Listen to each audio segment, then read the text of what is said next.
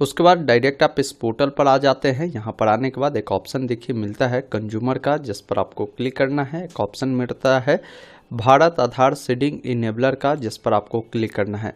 जैसे ही आप यहाँ पर क्लिक करते हैं आपके सामने ये पॉपअप आता है। यहाँ पर देखेंगे लेफ्ट साइड में एक ऑप्शन मिलता है आधार मैप्ड स्टेटस, जिस पर आपको क्लिक करना है। क्लिक करने के बाद आपका जो भी आधार नंबर है अपना आधार नंबर लिखना है।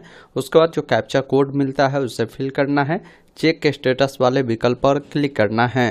अब आपके आधार से जो नंबर लिंक होंगे उसका लास्ट 4 डिजिट दिखाएगा, उस पर एक OTP भेजा गया है। OTP को फिल कर कन्फर्म वाले विकल्प पर क्लिक करना है। अब जैसे ही कंफर्म करते हैं तो आपके सामने आधार मैपिंग स्टेटस जो है खुलकर आता है, जिसमें बताएगा कि आपका जो अकाउंट है वो आधार सीडेड इनेबल है या नहीं है। उसके बाद बताएगा भी कि भाई किस बैंक पे आपका आधार सीडिंग हुआ है, किस डेट को हुआ है। ये सारी चीज़ें ऑलरेडी यहाँ पर मेंशन की गई है। तो अगर आपका यहाँ पर इनेबल है यानी आधार सीडेड है तो आपको परेशान होने की ज़रूरत नहीं है। लेकिन जिन लोगों का आधार सीडिंग नहीं है ना, तो उनको एक ऑप्शन मिलता है आधार सीडिंग डिसीडिंग का, जिस पर क्लिक करना है और यहाँ से कंफर्म वाले विकल्प पर क्लिक करना है। उसके बाद आपके सामने एक फॉर्म खुलता है जिसमें आप आधार सीडिंग के लिए भी रिक्वेस्ट डाल सकते हैं।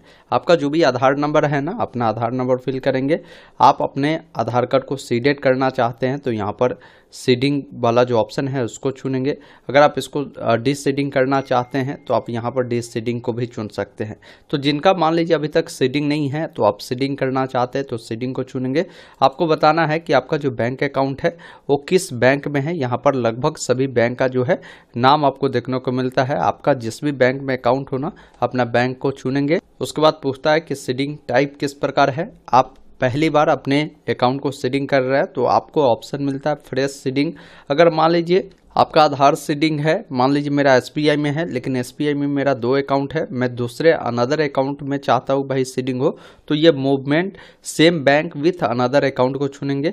और तीसरा ऑप्शन ये है कि जिन व्यक्ति का अगर मान लीजिए आधार सीडिंग किसी और बैंक में है और किसी अन्य बैंक में वो चाहता है उसे मूव करना आधार सीडिंग को, तो वो भी कर सकते हैं। तो मैं बता रहा हूँ कि जिनका आधार सीडिंग नहीं है तो आप ये फ्रेश सीडिंग वाला जो विकल्प है उसको चुनें। आपका जो भी बैंक अकाउंट नंबर है उसे डालें, उस अकाउंट नंबर को दोबारा डालना है, चेक बॉक्स पे टिक करना है, बाकी कैप्चा कोड को फिल करना है और सबमिट वाले विकल्प पर क्लिक करना है। उसके बाद आपके सामने इसका टर्म एंड कंडीशन आएगा जिसको आपको अच्छे से रीड करना है। नीचे जब आप आएंगे तो एक ऑप्शन मिलता है एग्री एंड कंटिन्यू का, जिस पर क्लिक करना है।